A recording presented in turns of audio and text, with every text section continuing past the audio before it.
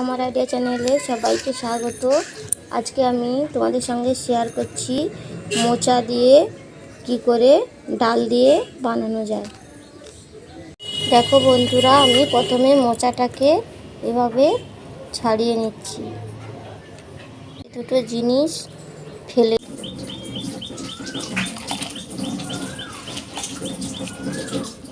আমি রান্না করার জন্য ছোট বাটিতে 1 বাটি মুসুরির ডাল নিয়ে ভালো করে সিদ্ধ করে নিচ্ছি।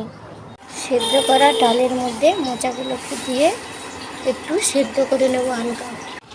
কড়ার মধ্যে তেলটা দিয়ে দিলাম। এবারে শুকনো লঙ্কা আর ফোড়ন দিয়ে দিলাম। এবারে পেঁয়াজ কুচি দিয়ে দিলাম,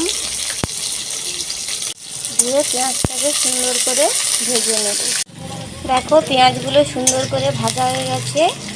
এবারে সেদ্ধ করা রাখা এই ডাল আর মোচা দুটো এর মধ্যে দিয়ে দেব।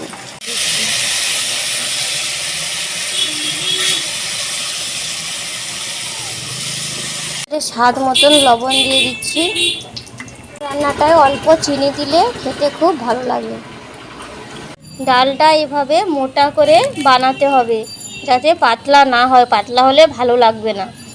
এইভাবে বানালাম কারণ হচ্ছে ডাল দিয়ে মোচা দিয়ে বানালে ঘন্ট বাচ্চারা খেতে পারবে, এমনি ঘন্ট বানালে বাচ্চারা খেতে পারে না, তাই জন্য আমি মোচা দিয়ে ডাল দিয়ে ঘন্ট করলাম।